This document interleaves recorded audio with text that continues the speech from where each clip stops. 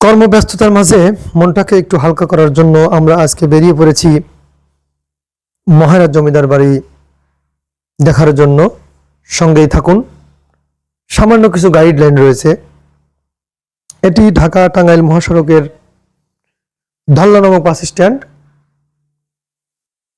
এখানে নেমে CNG auto bike নিয়ে যাওয়া যাবে অথবা প্রাইভেট কার নিয়ে খুব সহজেই যাওয়া যাবে। গ্রামের ভিতর দিয়ে এই রাস্তাটি চলে গেছে। বর্ষার সিজন, তাই রাস্তার দুধারে ছিল থই থই পানি, যেন রাস্তাগুলো ছুঁয়ে যাচ্ছে পানিতে। গ্রামের অপরূপ সৌন্দর্য আমাদেরকে মুগ্ধ করেছে।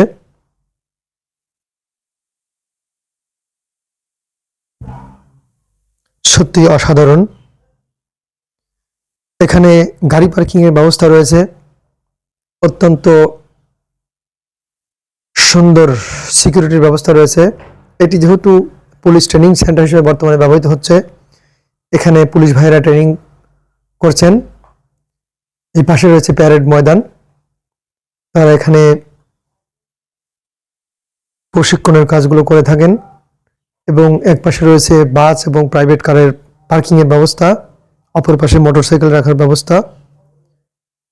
এখানে টিকিট কাউন্টার, এখান থেকে জনপ্রতি 100 টাকা করে টিকিট কেটে নেই আমরা।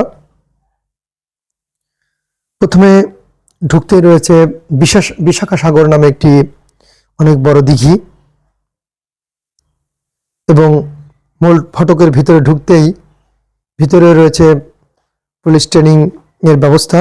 এখানেও পুলিশ ভাইরা ট্রেনিং করছেন। যা হোক, যা বলছিলাম, ঢাকা থেকে লোকাল ট্রেন মহারা স্টেশন রেলওয়ে স্টেশনের ট্রফিস দিয়ে থাকে। এখানে নেমে খুব সহজে আসা সম্ভব। এছাড়া টাঙ্গাইল রেল স্টেশনে যে সকল আন্তনগর ট্রেনগুলো স্টপেজ দিয়ে থাকে, সেখান থেকে 20 কিলোমিটার পূর্ব দিকে মহারা জমিদার বাড়িটি অবস্থিত।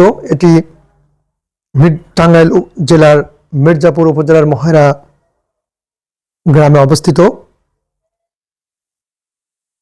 আমরা মূলত অফ পিক আওয়ারে এসেছি।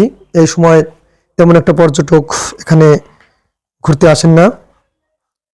বিশেষ করে শীতকালীন সময়ে বেশি পর্যটক এখানে এসে থাকেন,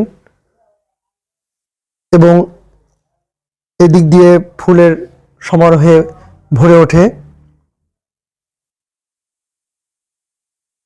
এবং দেশ বিদেশ থেকে বিভিন্ন পর্যটক এখানে আসেন। বাংলাদেশে যতগুলো জমিদার বাড়ি রয়েছে, তার মধ্যে মহারাজ জমিদার বাড়িটি অন্যতম এবং সুন্দর সাজানো গোছানো জমিদার বাড়িগুলোর মধ্যে একটি।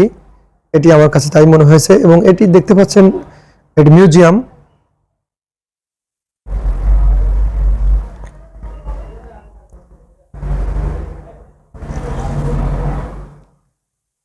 মহান মুক্তিযুদ্ধ ও মহারাজ জমিদার বাড়ি সম্পর্কে কিছু তথ্য এখানে রয়েছে, দেখতে থাকুন।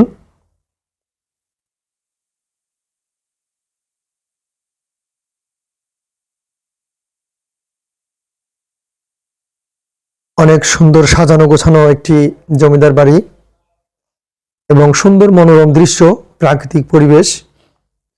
পরিবার পরিজন নিয়ে কাটানোর জন্য অসম্ভব সুন্দর একটি জায়গা। এবং পিছনে রয়েছে একটি শিশু পার্ক।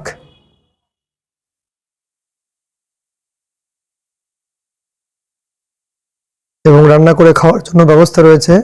ধন্যবাদ সবাইকে, ভালো থাকবেন।